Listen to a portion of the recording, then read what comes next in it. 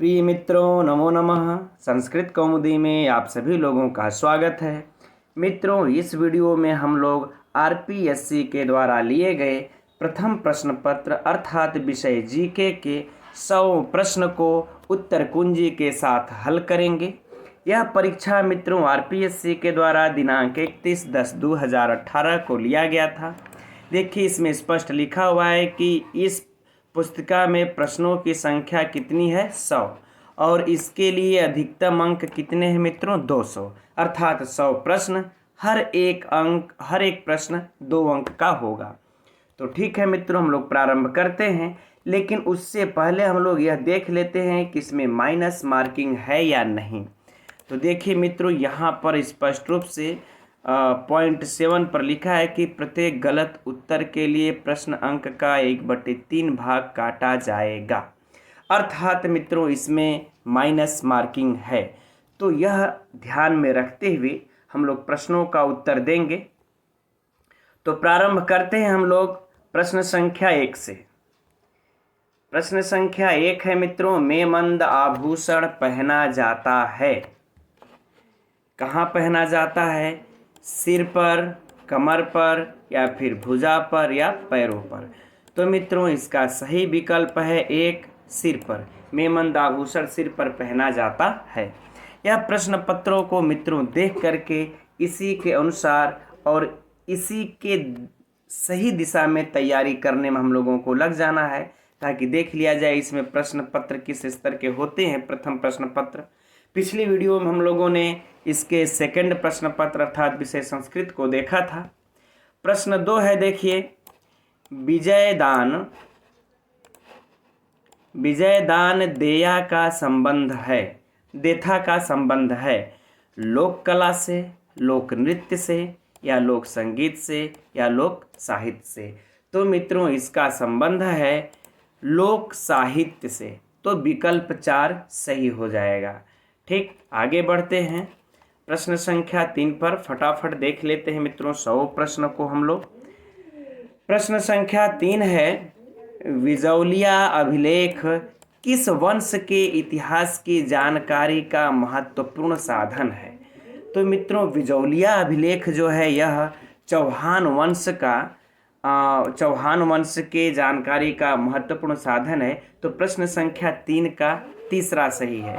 व्याख्या करने में मित्रों ज़्यादा समय लगेगा, इसलिए बस हम लोगों को इस प्रश्न पत्र में क्या देखना है कि प्रश्न किस स्तर के हैं।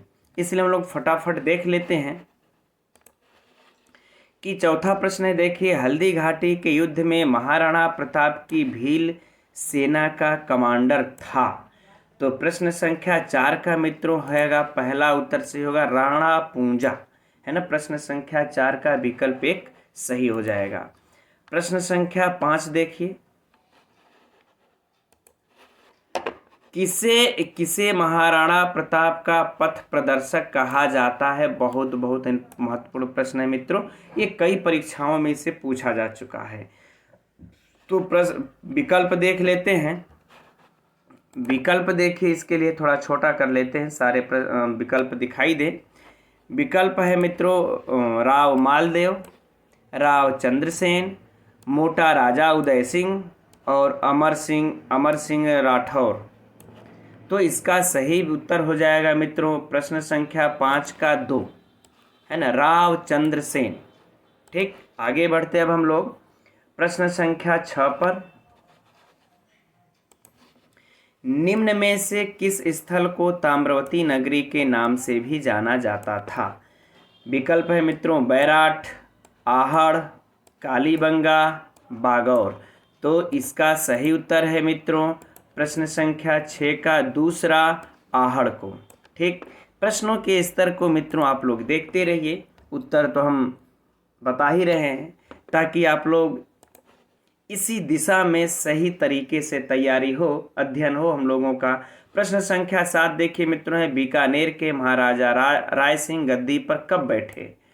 प्रश्न संख्या 7 का मित्रों है विकल्प 3, 1574 ईस्वी में। यह देखिए राजस्थान से संबंधित प्रश्न है ना। बीकानेर के राजा महाराजा जो राय सिंह थे, यह 1574 ईस्वी में गद्दी पर बैठे थे।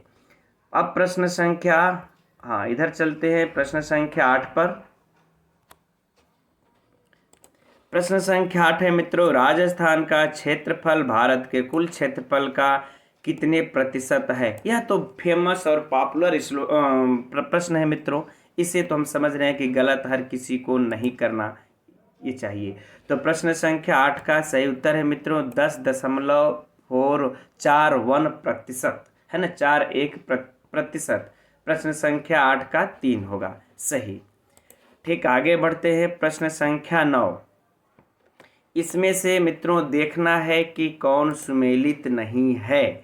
तो नदी देखिए गंभीरी, माही, काली सिंध और देखिए है चौथा साबरमती। देखिए मित्रों यह जो है कि चारों की चारों नदियां राजस्थान से ही संबंधित है। तो प्रश्न संख्या 9 का यह पहला जो है कि ये देखिए ये जो है कि यह सुमेलित नहीं है, गंभीरी यह जो है इसकी सहायक नदी नहीं है। तो विकल्प 1 सही हो जाएगा प्रश्न संख्या 9 का।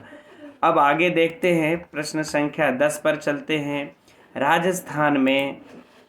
राजस्थान में संभाव्य वाष्पीकरण वाष्पोत्सर्जन की वार्षिक दर सर्वाधिक किस जिले में है ना? वाष्पीकरण वाष्पोत्सर्जन की वार्षिक दर सर्वाधिक किस जिले में है? गंगानगर, कोटा, डूंगरपुर और चौथा है मित्रों जैसलमेर।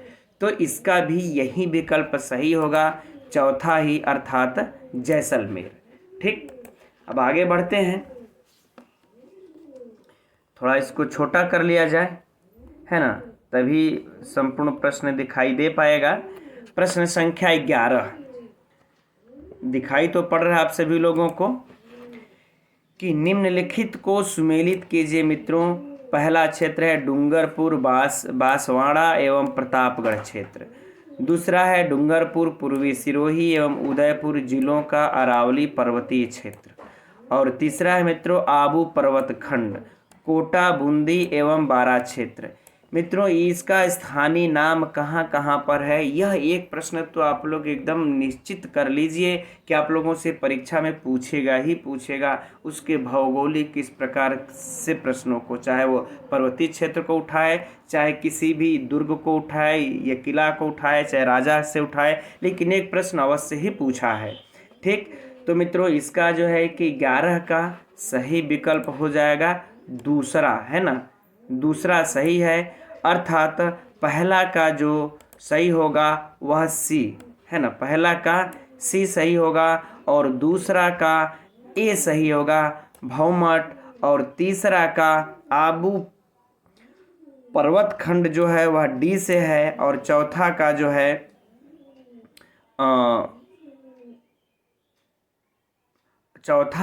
अब जो बच गया क्या हम लोगों का बी है ना, हाड़ौती से है। ठीक, यह इसका सही उत्तर हो जाएगा। अब आगे बढ़ते हैं मित्रों प्रश्न संख्या 12 पर। जनगणना 2001 एवं 2011 के मध्य राजस्थान के किन जिलों में लिंगानुपात में कमी आई है? यह भी देखिए फेमस प्रश्न है मित्रों इसका। तो इसका सही उत्तर है प्रश्न संख्या 12 का 1 राजसमंद एवं चूरू है ना, राजसमंद एवं चूरू, इन जिलों में लिंगानुपात में कमी आई है।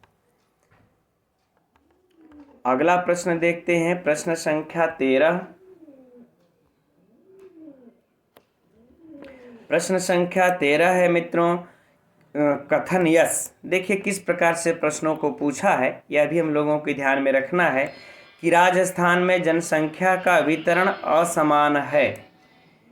कारणार कि राज्य में जलवायु तथा उच्चावचीय कारकों में विविधता पाई जाती है।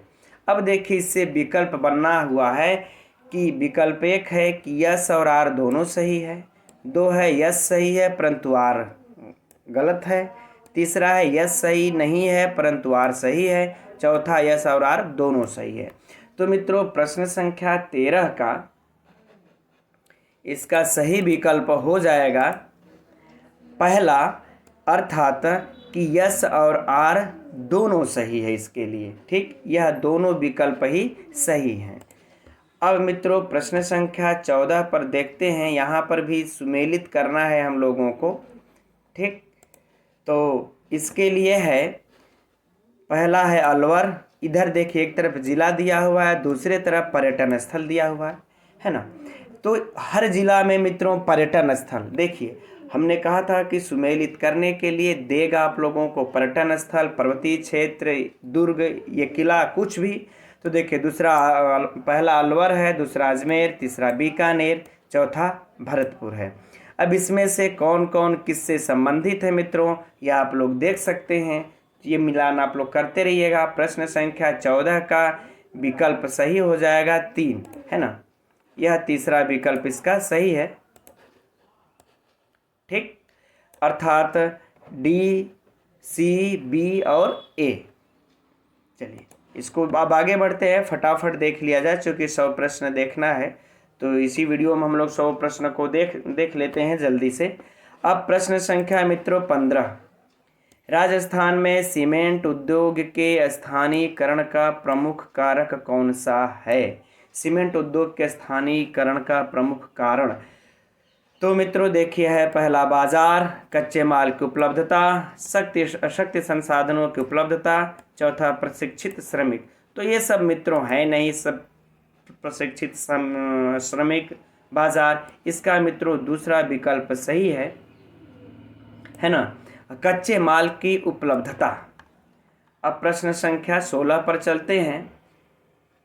प्रश्न संख्या 16 है कि राजस्थान के कौन से जिले आर्द्र दक्षिणी पूर्वी मैदान कृषि जलवायु प्रदेश के अंतर्गत आते हैं, है ना। पहला विकल्प देखिए, डूंगरपुर तथा बांसवाड़ा, डूंगरपुर, बांसवाड़ा तथा प्रतापगढ़, राजसमंद, भीलवाड़ा तथा चित्तौड़गढ़, कोटा, बूंदी, बारा, झालवाड़ा तथा सवाई माधोपुर। ठीक है मित्रों, तो इसका यही विकल्प सही हो जाएगा, चौथा ही, कोटा, बूंदी, बारा, झालवाड़ा तथा सवाई माधोपुर, यह विकल्प सही है। अब बढ़ते हैं मित्रों आगे, प्रश्न संख्या 17 पर देखते हैं। इसे मेवात किस विकास कार्यक्रम, मेवात क्षेत्र विकास कार्यक्रम कितने जिलों में विस्तृत है। यह सारे के सारे प्रश्न देखिए मित्रों जो है कि दिए हुए हैं, सब के सब राजस्थान से ही। अतः हम लोगों को राजस्थान का ही जीके जीएस अत्यंत महत्वपूर्ण है। तो 17 का मित्रों तीसरा सही है, 2, है ना, कि मेवात क्षेत्र विकास कार्यक्रम 2 जिलों में विस्तृत है। ठीक, अब प्रश्न संख्या 18 पर चलते हैं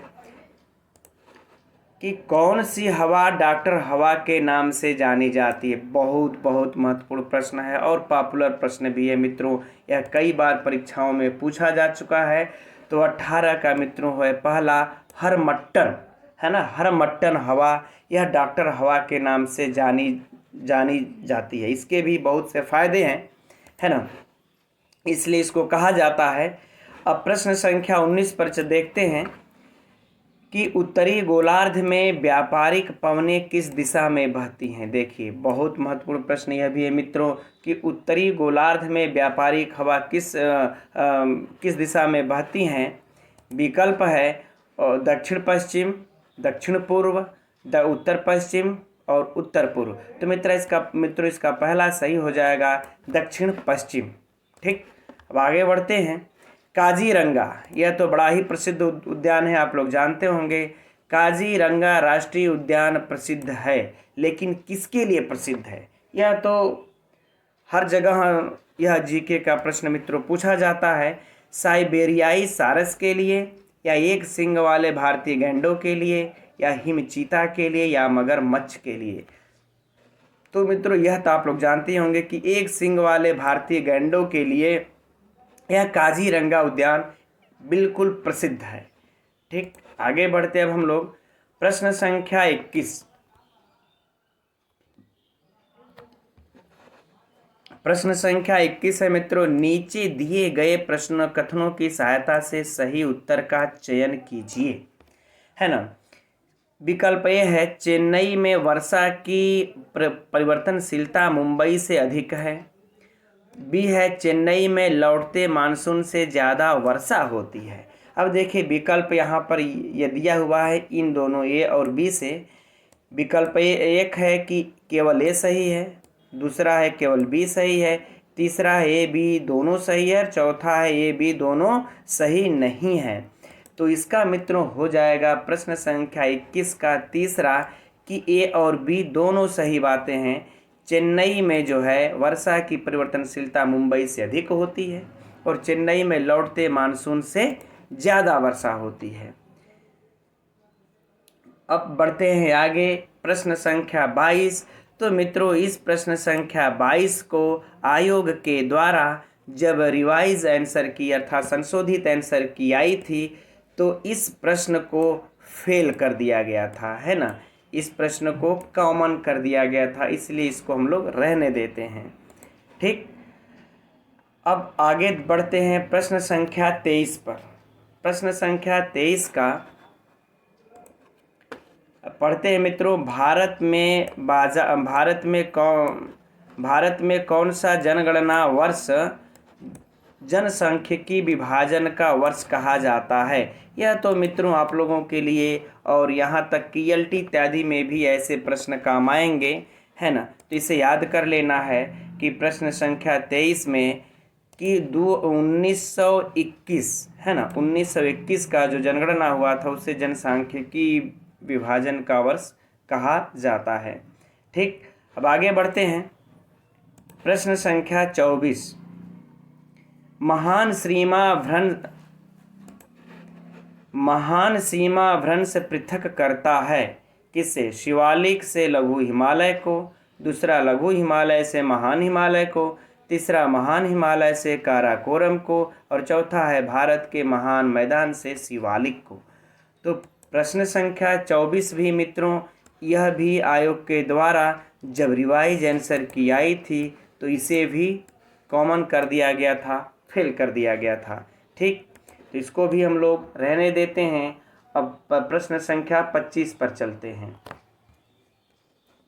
प्रश्न संख्या 25 का सही उत्तर है मित्रों भारत की सबसे लंबी सीमा किस देश के साथ लगती है। देखिए बहुत ही फेमस प्रश्न है हर परीक्षा के लिए कि भारत की सबसे लंबी सीमा किस देश के साथ मिलती है।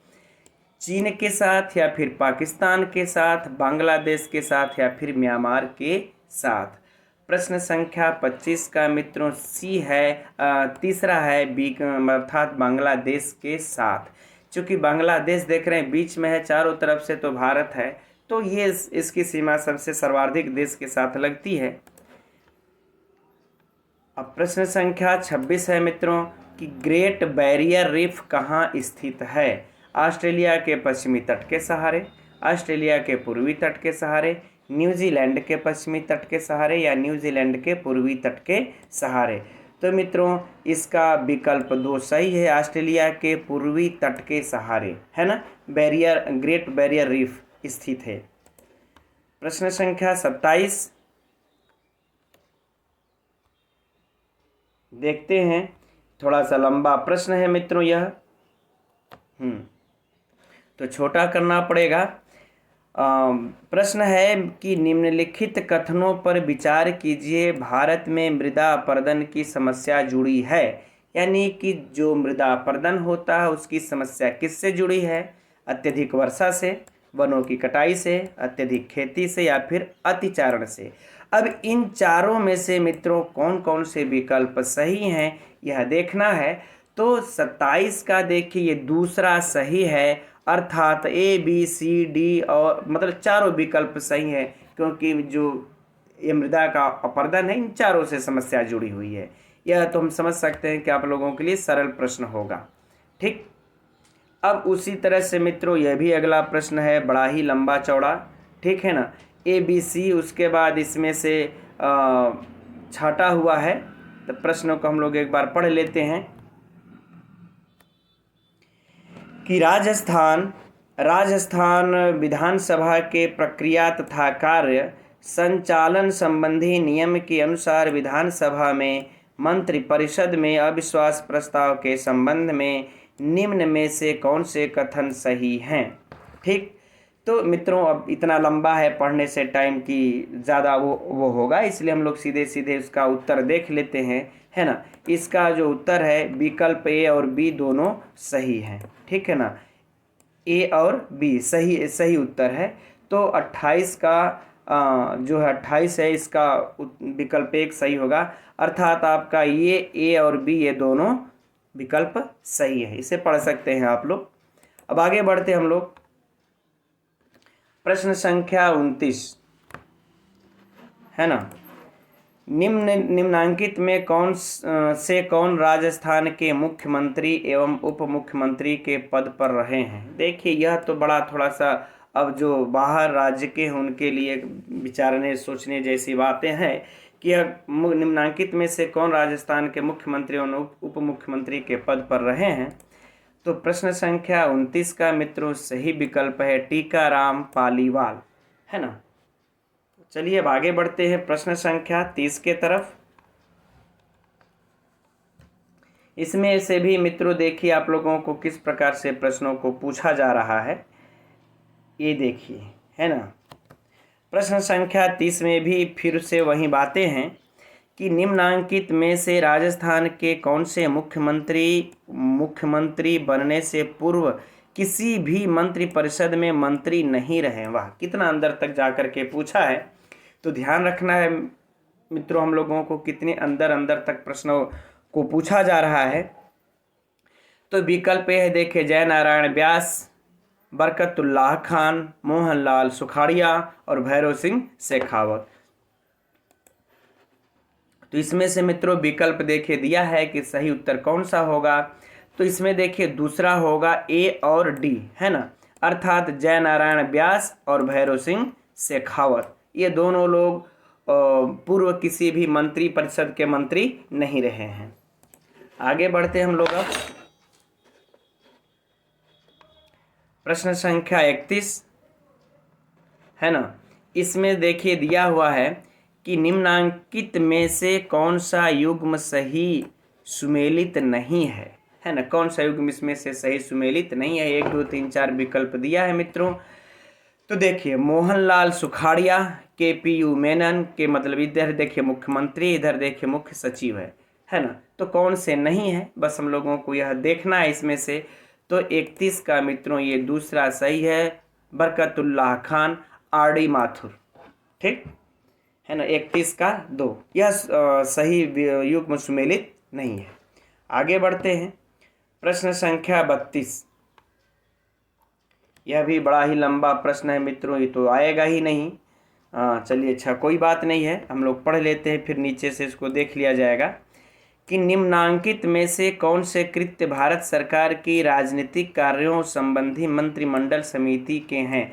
मित्रों ऐसे प्रश्न हम लोगों को परीक्षा में सिर्फ समय ज़्यादा उलझाने के लिए पूछे जाते हैं। अब एक बार इनको पढ़िए, फिर विकल्पों को पढ़िए आप, फिर इसमें से छांटिए, है ना, कि कौन से सही उत्तर हैं, ठीक है ना। इस प्रकार से विकल्पों को मतलब समय को उलझाने के लिए पूछे जाते हैं ताकि अभ्यर्थी समय उसको ज़्यादा लगे।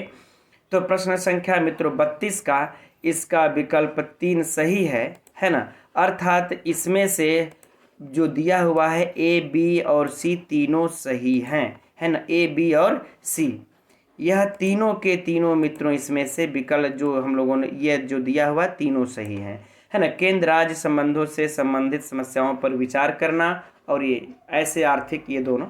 आगे बढ़ते हैं, पढ़ सकते हैं आप लोग इतने देर में। अब प्रश्न संख्या चलते हैं मित्रों 33 पर कि पश्चिमी क्षेत्र सांस्कृतिक केंद्र उदयपुर के सभापति कौन हैं। यह पूछा है 2018 में मित्रों। तो प्रश्न संख्या 33 यानी राजस्थान के राज्यपाल, राजस्थान के मुख्यमंत्री, राजस्थान के पर्यटन मंत्री, उदयपुर के संभागीय आयुक्त। तो इसका सही विकल्प है मित्रों राजस्थान के राज्यपाल, है ना।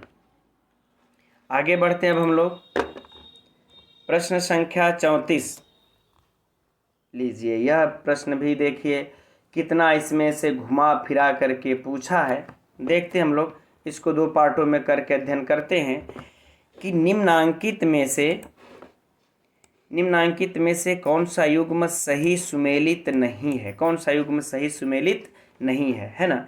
देखिए यहाँ पर ये वह राज्य जहाँ उन्होंने अपने मुख्यमंत्री के कार्यकाल के पश्चात राज्यपाल के पद पर कार्य किया, राजस्थान के मुख्यमंत्री, ठीक है ना।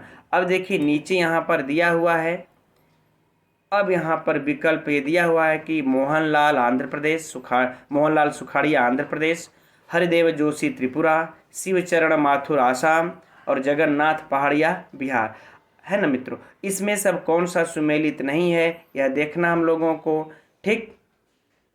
तो इसका मित्रों ये है विकल्प 2 है ना, हरिदेव जोशी त्रिपुरा, यह जो है कि सही सुमेलित नहीं है ना। आगे बढ़ते अब हम लोग प्रश्न को काफ़ी घुमा घुमा करके पूछा मित्रों, यह देख लेते हैं।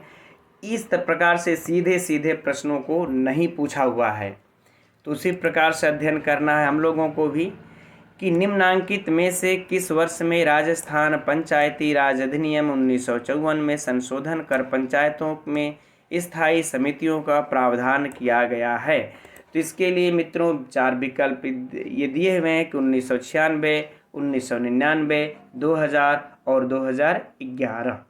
तो मित्रों इसका सही उत्तर है 2000, विकल्प 3, ठीक। आगे बढ़ते हैं अब हम लोग मित्रों। हमने प्रथम प्रश्न पत्र अर्थात जितने भी हमारे संस्कृत के तैयारी करने वाले भाई बहन हैं उन लोगों के लिए मैंने प्रथम प्रश्न पत्र का भी वीडियो हमने पेपर के उत्तर कुंजी के सहित जारी हम किए थे, उसको देख लें और इसको भी देख लें और इन दोनों को देख करके परीक्षा के या तैयारी में अपने लग जाएं।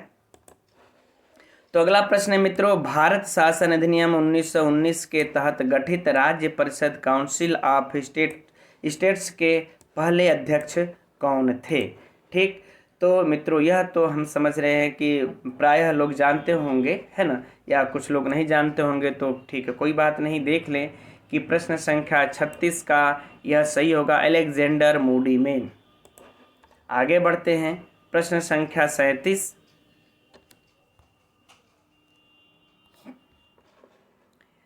दिया है, निम्नांकित में से किसने यह मत प्रदान किया है कि 21वीं शताब्दी में विश्व व्यवस्था में तनाव व संघर्ष में वृद्धि होगी, किंतु इस संघर्ष का स्वरूप विचारात्मक, राजनीतिक अर्थात आर्थिक न हो करके सांस्कृतिक होगा। तो मित्रों इसका देखिए सही उत्तर है सैमुअल हंटिंगटन, है ना, विकल्प 1 सही हो जाएगा, इन्होंने ही दिया है। अब प्रश्न संख्या 38 को देखते हैं कि भारत में निम्नांकित प्रधानमंत्रियों में से किस प्रधानमंत्री को कार्यवाहक राष्ट्रपति द्वारा शपथ दिलवाई गई, है ना। यह भी बहुत सही प्रश्न है मित्रों, तो विकल्प को एक बार पढ़ लिया जाए। इंदिरा गांधी, मोरारजी देसाई, राजीव गांधी, R.K. गुजराल। तो यह भी प्रश्न मित्रों हम समझ रहे हैं, जो भी जिनको अगर थोड़ी सी भी इसका ज्ञान होगा तो यह रखे होंगे। प्रश्न संख्या 38 का दूसरा सही होगा, अर्थात मोरारजी देसाई। अब प्रश्न संख्या 39 पर देखते हैं कि ग्रीन पीस संगठन की स्थापना किस वर्ष हुई थी। तो मित्रों इसकी स्थापना सन 1971 में हुई थी, अतः विकल्प 1 सही है, 39 का। अब चलते हैं मित्रों प्रश्न संख्या 40, ठीक। लीजिए प्रश्न संख्या 40, यह भी प्रश्न मित्रों F की श्रेणी में आ चुका है, यानी अर्थात कॉमन की श्रेणी में आ चुका है ना।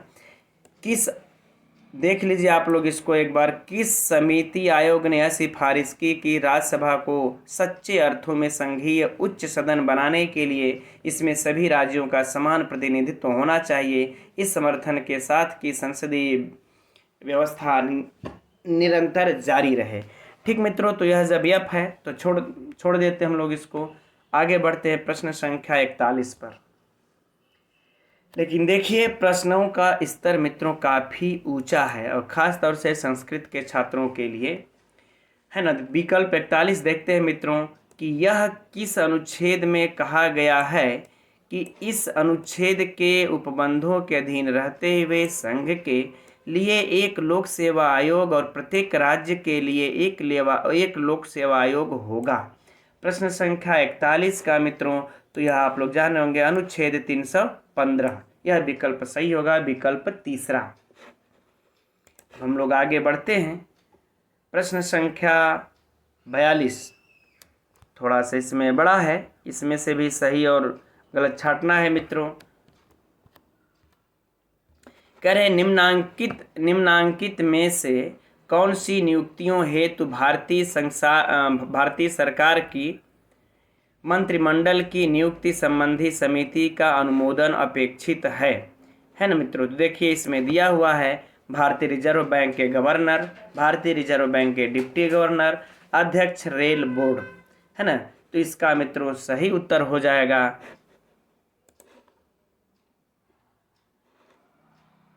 विकल्प 4, ए, बी और सी, है ना।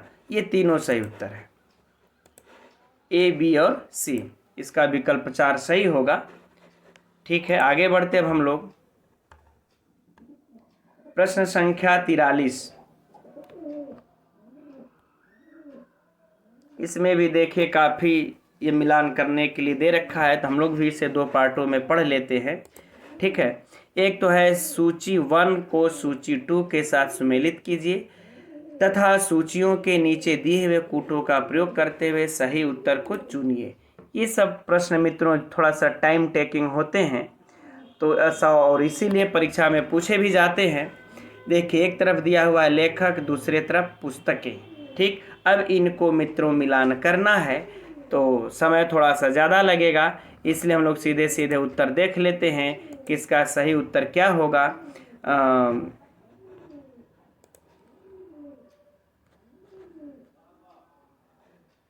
थोड़ा सा ऊपर घिसका लिया जाए तो आराम से दिखाई देगा यह। इसका सही विकल्प उत्तर हो जाएगा मित्रों प्रश्न संख्या विकल्प 2। इसको 2 को देख करके मित्रों आप लोग मिलान कर सकते हैं। चलिए अब हम लोग आगे बढ़ते हैं। ये सब तो काफ़ी समय लेते हैं, लेकिन आप लोग मित्रों सिर्फ इनके स्तर को देखते रहिए और उसी के अनुसार हम लोगों को तैयारी भी करना है प्रथम प्रश्न पत्र की। करें निम्नांकित भारत के उपराष्ट्रपतियों में से कौन से निर्विरोध निर्वाचित हुए थे? उपराष्ट्रपतियों में से, ये तो खैर जनरल बातें हैं, ऑल इंडिया के लिए प्रश्न है मित्रों। ठीक है, तो प्रश्न संख्या 44, ए और सी। लेकिन देखिए कितना कितना इस प्रकार से प्रश्न पूछा है, ऐसा नहीं कि सिर्फ इसी में से देख करके ये बताना है आप लोगों को, अलग से विकल्प भी इन्होंने दे रखा है। ए और सी अर्थात मित्रों एस राधाकृष्णन, ये भी सही है, और सी अर्थात एम हिदायतुल्लाह, यह भी सही है। चलिए आगे बढ़ते हैं अब हम लोग प्रश्न संख्या 45। अब इस प्रकार से प्रश्नों के यदि पूछे मित्रों तो आप लोग भी फटाफट इसको हल कर सकते हैं, है ना। कि असम गण परिषद की स्थापना किस वर्ष हुई? तो इस प्रकार से पूछे तो तुरंत आप लोग हल कर दें कि 1985 में हुई, और बढ़ जाएंगे आगे। ठीक, तो आगे देखते हैं प्रश्न संख्या 46। अब देखिए यहाँ पर भी इन्होंने इस प्रकार से प्रश्नों को दिया हुआ है कि कौन सुमेलित नहीं है। चलिए भैया अब इनको सुमेलित किया जाए। ठीक, तो निम्नांकित युग्मों में कौन सा सुमेलित नहीं है? देखिए इधर दिया है भारतीय संविधान का अनुच्छेद, इधर दिया है शब्दावली। ठीक मित्रों, तो इसमें से सीधे सीधे है कि आपका जो चौथा विकल्प है 304 का ख कि भारतीय राष्ट्रपति की स्वीकृति, ये वाला विकल्प सही सुमेलित नहीं है, तो 4 का ख सही हो जाएगा। चलिए आगे बढ़ते हैं। चौथा ये 304 ख सही हो जाएगा। अगला प्रश्न है 47, अंतर्राज्यिक नदियों का नदी दोनों के जल संबंधी विवादों के न्याय निर्णयन संबंधी प्रावधान संविधान के किस अनुच्छेद में है? अब मित्रों इस प्रकार से पूछे तो फटाफट हल कर सकते हैं आप लोग, है ना। इसका विकल्प 2 सही होगा, 262। ठीक, अब आगे बढ़ते हैं प्रश्न संख्या 48 की कगारवाद का सिद्धांत किसने दिया, है ना। यह सिद्धांत किसने दिया था मित्रों? John foster Dulles, George Bush, Roosevelt, Harry S Trueman. तो इसका सही उत्तर है मित्रों जॉन फॉस्टर डलेस, है ना। विकल्प एक सही है। आगे बढ़ते हैं, थोड़ा सा जल्दी जल्दी देखा जाए, आप लोग भी बोर होते होंगे, लेकिन हम लोगों को 100 प्रश्नों को तो मित्रों देखना है, हल करना है। क्योटो प्रोटोकॉल का संबंध निम्नलिखित में से किससे है? तो प्रश्न संख्या 49 का मित्रों सही उत्तर है तीसरा, भूमंडलीय ऊष्मीकरण को कम करने हेतु। प्रश्न संख्या 50 देखते हैं, 2003 में किस देश में रिवोल्यूशन अर्थात गुलाबी क्रांति हुई थी? तो इसका सही उत्तर है मित्रों तीसरा, है ना, अर्थात जॉर्जिया में हुआ था। 2003 का किस देश में? तो जॉर्जिया में हुआ था। अब आगे बढ़ते हैं हम लोग प्रश्न संख्या 51 पर कि शांति के लिए एकता, आधा तो हो चुका मित्रों, अब आधा और करना है। हम लोगों का जो टोटल 36 मिनट में 50 प्रश्न हल कर चुके। इस प्रकार से चलिए अगले आधे घंटे में भी 50 प्रश्नों को हल ये कर दिया जाए फटाफट। कह रहे शांति के लिए एकता प्रस्ताव को अन्य किस नाम से जाना जाता है? प्रश्न संख्या 51। तो मित्रों इसका होगा एच-सेन प्लान, है ना, एच-सेन प्लान के नाम से जाना जाता है। स्तर को देखते रहिए मित्रों आप लोग इसको। अब इसमें से देखिए, एक तरफ आधिकारिक यात्रा दिया है, दूसरे तरफ सन्न दिया है, और फिर पूछा है इसमें से कौन सही से सुमेलित नहीं है। अब आ नहीं रहा है, इसको हम लोग 2 पार्ट में इस तरीके से करके देख लेते हैं, है ना। अब दिखाई दिया कि निम्नांकित में से कौन सा युग्म सही सुमेलित नहीं है? आधिकारिक यात्रा और इधर मित्रों वर्ष ये दिया हुआ है। तो इसका तीसरा सही मित्रों, चीन के प्रधानमंत्री ली पेंग की भारत यात्रा 1992 में, यह सही सुमेलित नहीं है, अर्थात सही नहीं है। अब प्रश्न संख्या 53, बीसलपुर बांध में पानी की आवक बढ़ाने हेतु निम्नलिखित में से कौन सी परियोजना तैयार की गई है? तो मित्रों यह है ब्राह्मणी बनास परियोजना, विकल्प 2 इसका सही हो जाएगा 53 का। आगे बढ़ते हैं, प्रश्न संख्या 54, हाल ही में राजस्थान के किस क्रिकेट खिलाड़ी ने अंतर्राष्ट्रीय क्रिकेट में प्रथम प्रवेश किया है? डेब्यू का अर्थ होता है मित्रों कि जैसे क्रिकेट में डेब्यू जब भी हम लोग देखते हैं तो होता है कि इनका यह डेब्यू मैच है, यानी कि पहला मैच है, यह होता है। अब राजस्थान के खिलाड़ी से पूछा है मित्रों, तो जो लोग भी अगर क्रिकेट में रुचि रखते होंगे वह जानते होंगे खलील अहमद। कौन है? खलील अहमद। विकल्प 4 सही हो जाएगा।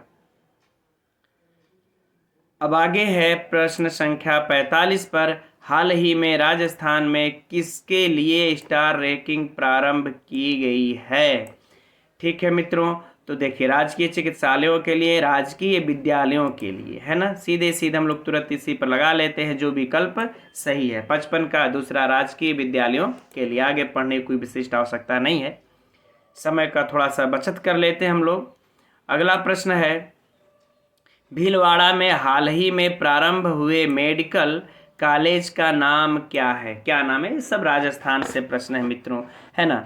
जवाहरलाल नेहरू मेडिकल कॉलेज, ठीक, या अम्बेडकर मेडिकल कॉलेज, या फिर राजमाता विजयराजे मेडिकल कॉलेज। यह 56 का तीसरा विकल्प मित्रों सही है।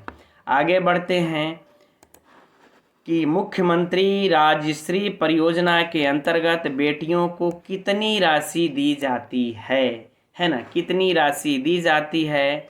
अब यहाँ पर देखिए है 60,000 तक, 40,000 तक, 75,000 तक कि 50,000 तक।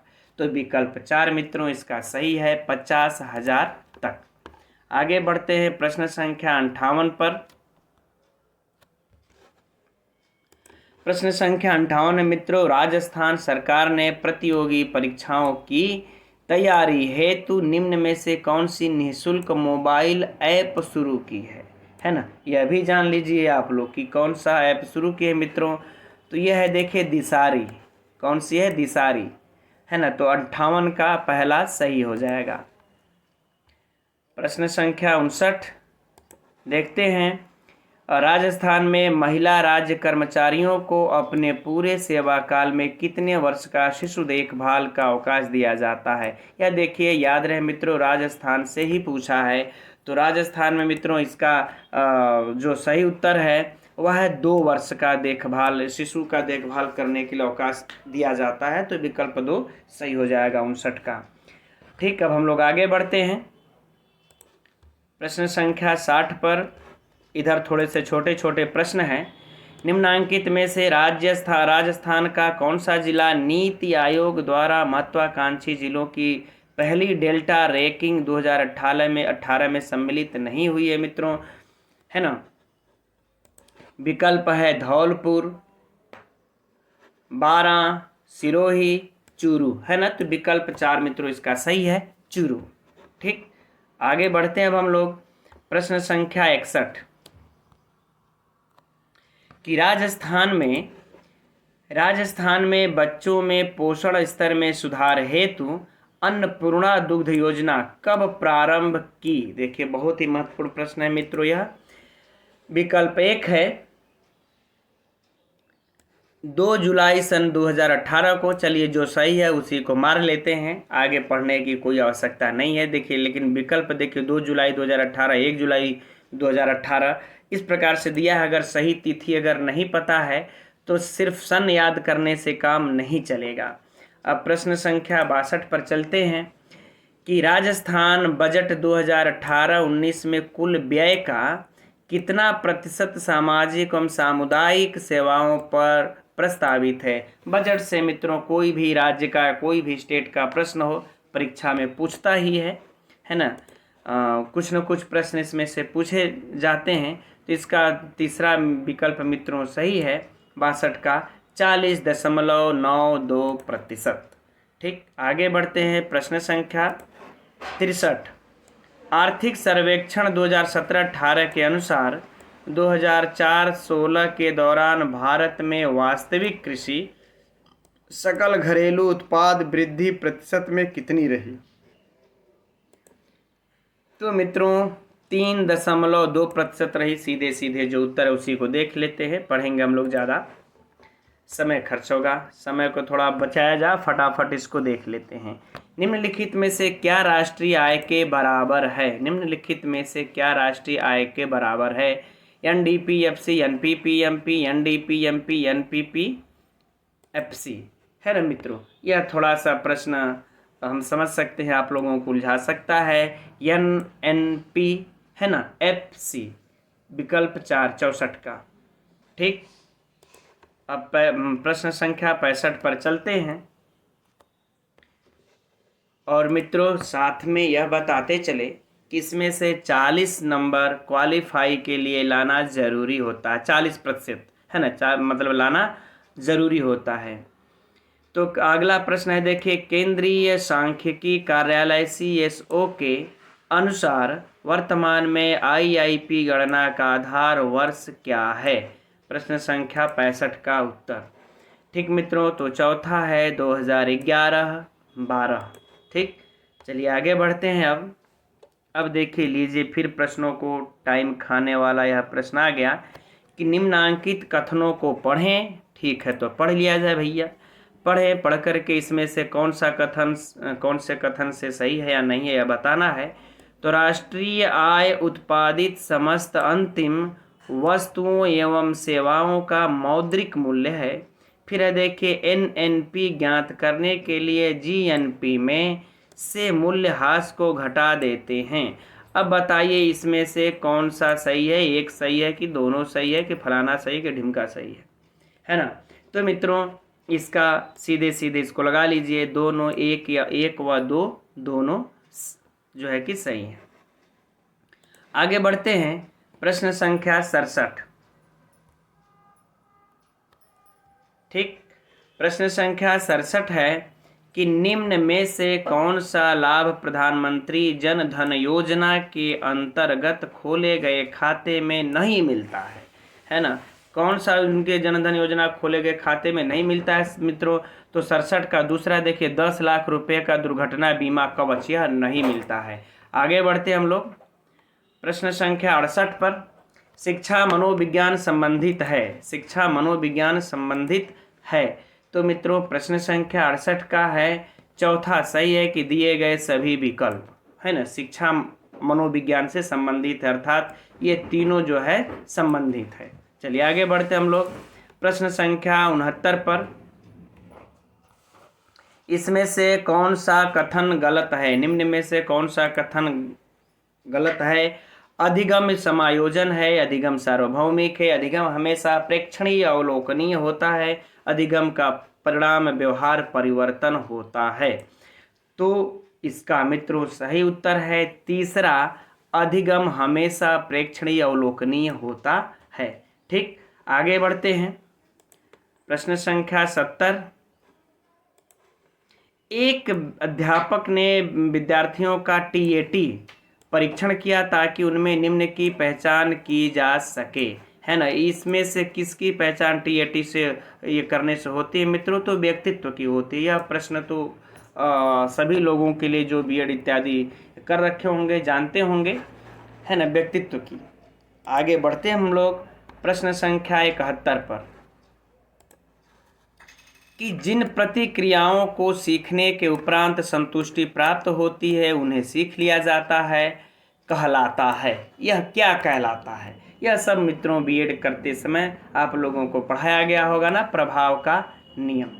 ठीक, तो 71 का दूसरा हो जाएगा। अब प्रश्न संख्या 72 पर चलते हैं। बेसल आयु की बात है यहाँ पर, किसके मापन से संबंधित है? बेसल आयु मित्रों बुद्धि की मापन से संबंधित है। इसका सही उत्तर विकल्प 3 हो जाएगा।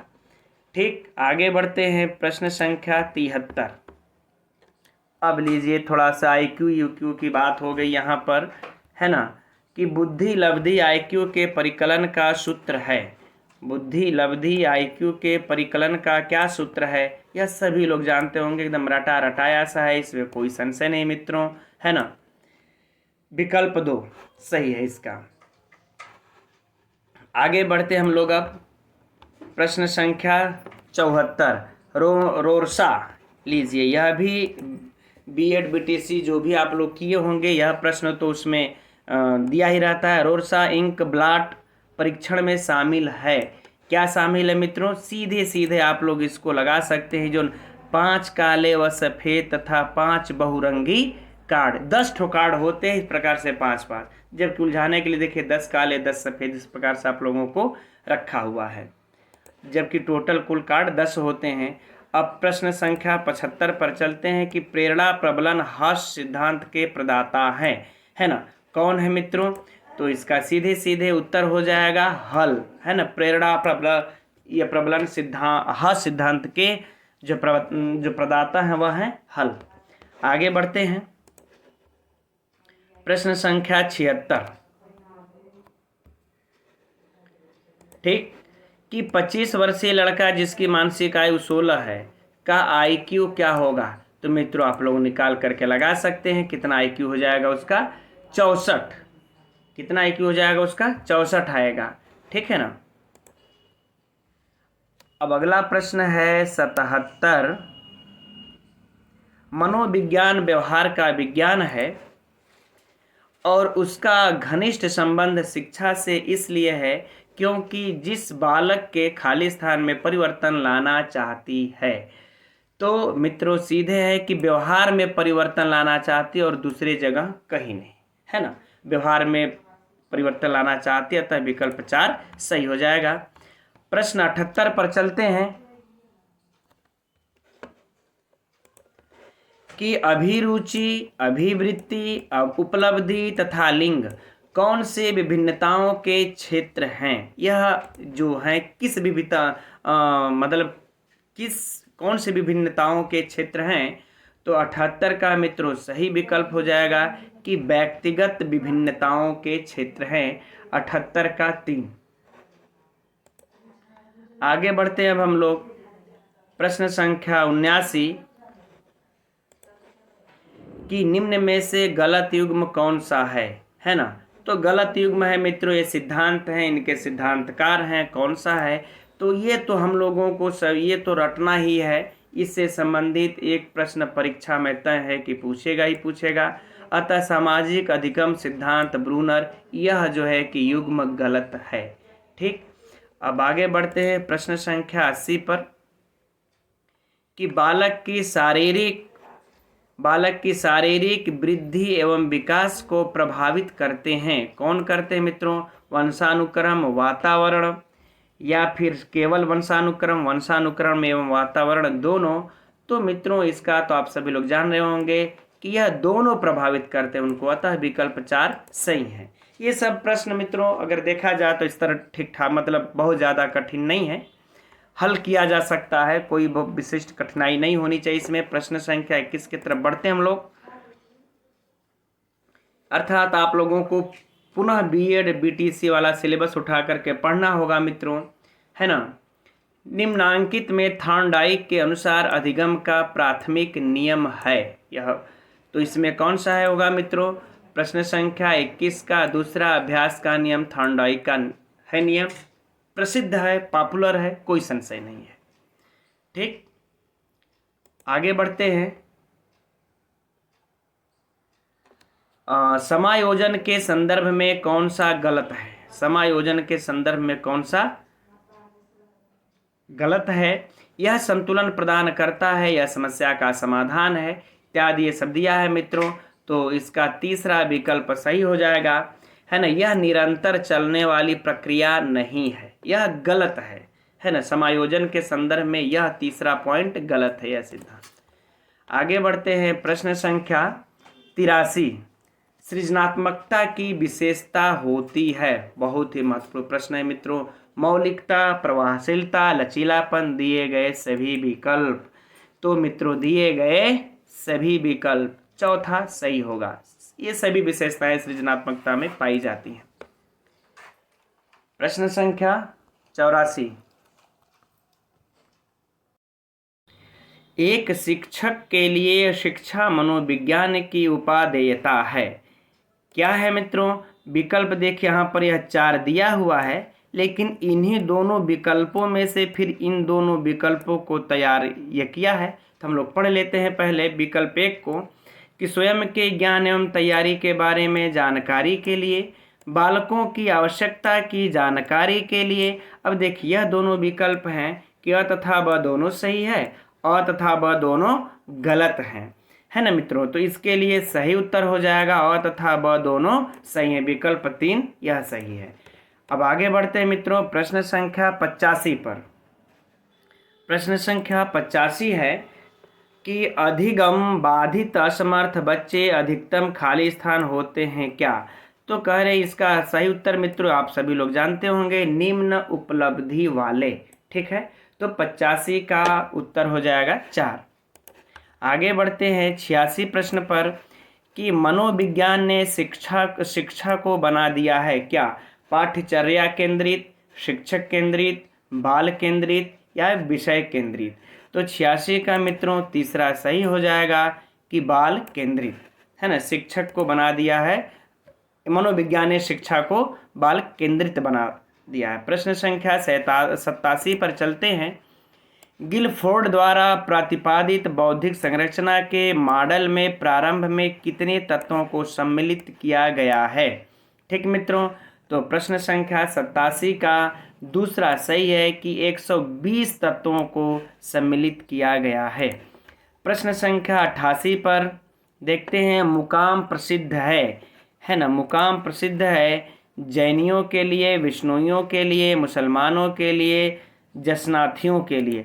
तो यह मित्रों हम समझ रहे हैं कि आप लोग इसको अगर सुने होंगे, जानते होंगे कि यह विष्णुइयों के लिए यह मुकाम प्रसिद्ध है।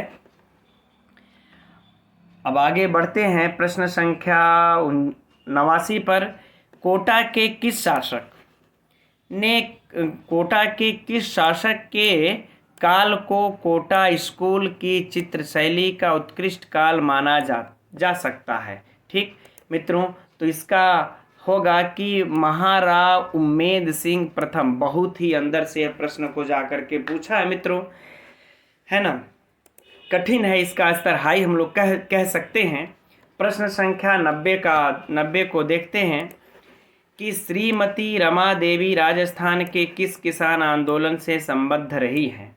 ठीक, तो इसका सही उत्तर है मित्रों दूसरा, बिजौलिया, है ना, दूसरा होगा इसका 90 का बिजौलिया। ठीक, आगे बढ़ते हैं। प्रश्न संख्या 91 कि ढोला मारू कहानी में ढोला की विवाह के समय उम्र थी। लीजिए, यह मित्रों वहाँ के सोचिए समझिए कि यह जो वहाँ की कहानियों, वहाँ के उपन्यासों, कथाओं को पढ़े होंगे वहीं उसका उत्तर दे पाएंगे, है ना। तो 91 का मित्रों पहला सही है। ढोला के विवाह के समय की उम्र जो है 3 वर्ष थी, है ना। अब आगे बढ़ते हैं हम लोग। ऐतिहासिक स्थल मानगढ़।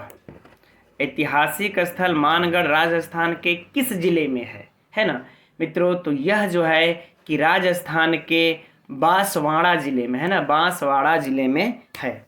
ठीक, तो इसका विकल्प 2 सही हो जाएगा। अब आगे बढ़ते हैं। गौरी लोक नृत्य मूलतः संबंधित है। गौरी लोक नृत्य मूलतः संबंधित है किससे है मित्रों। तो यह देखिए, गौरी लोक नृत्य भीलों से संबंधित है ना। बड़ा प्रसिद्ध इन लोगों का लोक नृत्य है। इसे आप लोग इंटरनेट पर भी डाल करके सर्च कर सकते हैं। अब 94 है मित्रों, किस राज्य के प्रजामंडल ने 1936 में कृष्णा दिवस मनाया। तो मित्रों यह भी होगा विकल्प 4 सही, जोधपुर, है ना। जोधपुर राज्य के जो है प्रजामंडल ने 1936 में कृष्णा दिवस मनाया। यह भी मित्रों प्रश्न का स्तर इसका भी हाई ही है। अब हम लोग राजस्थान, जो लोग बाहर के होंगे वो लोग अगर नहीं जानते होंगे, नहीं पढ़े होंगे वहाँ के जीके, तो अगला प्रश्न है मित्रों देखिए, आभानेरी तथा राजौरगढ़ के कलात्मक वैभव किस काल के हैं। तो इसका मित्रों होगा गुर्जर प्रतिहार काल के हैं, है ना। आभानेरी राजौरगढ़ गुर्जर प्रतिहार काल के हैं। आगे बढ़ते हैं। प्रश्न संख्या 96 कि किस दुर्ग को गढ़बिटली नाम से भी जाना जाता है। बहुत ही फेमस यह प्रश्न है मित्रों और बहुत ही कठिन। किस दुर्ग को गढ़बिटली नाम से जाना जाता है मित्रों। तो यह जो है कि तारागढ़ किला अजमेर, तारागढ़ किला अजमेर को जाना जाता है गढ़बिटली नाम से, है ना, बिटली नाम से। अगला है देखिए प्रश्न संख्या 97 कि पाबू जी का मुख्य तीर्थ स्थल है, कौन सा है। ठीक, ठिकरिया गांव, जोधपुरिया गांव, कोलू गांव या फिर पांचोटा गांव। तो मित्रों कोलू गांव, है ना, पाबू जी का मुख्य तीर्थ स्थल है कोलू गांव में। आगे बढ़ते हैं। अब प्रश्न संख्या 98 अजमेर मेरवाड़ा का राजस्थान में विलय कब हुआ। बहुत बहुत महत्वपूर्ण प्रश्न है मित्रों यह 98 का, है ना। 1 नवंबर 1956 में हुआ था। ठीक, अतः विकल्प दूसरा सही होगा। अब आगे बढ़ते हैं मित्रों। 99 प्रश्न संख्या 4 चौमा मंदिर राजस्थान के किस जिले में है। 4 चौमा मंदिर मित्रों यह राजस्थान के कोटा जिले में है। जो लोग कोटा तैयारी करते हो शायद जा करके घूमे हो, कोटा जिले में है। अब अगला प्रश्न है, जीड़ माता का मेला राजस्थान के किस जिले में वर्ष में 2 बार आयोजित किया जाता है। तो मित्रों यह सीकर जिले में वर्ष में 2 बार आयोजित किया जाता है। ठीक है मित्रों, तो यह देखिए रहा 100 प्रश्नों का यह प्रथम प्रश्न पत्र। अब इसे देख करके आप लोग मित्रों इसका अर्थ स्तर प्रश्नों का तो समझ ही चुके होंगे। और और हम लोग अब इसी के साथ मित्रों हम आप लोगों को 2018 के सब्जेक्ट संस्कृत का भी, फिर इसके पिछले वर्ष का भी सभी प्रश्न पत्रों को हल हम कराते रहेंगे एक एक करके प्रतिदिन। तो आज की इस कक्षा में मित्रों इसी पेपर तक रहने देते हैं। नमो नमः।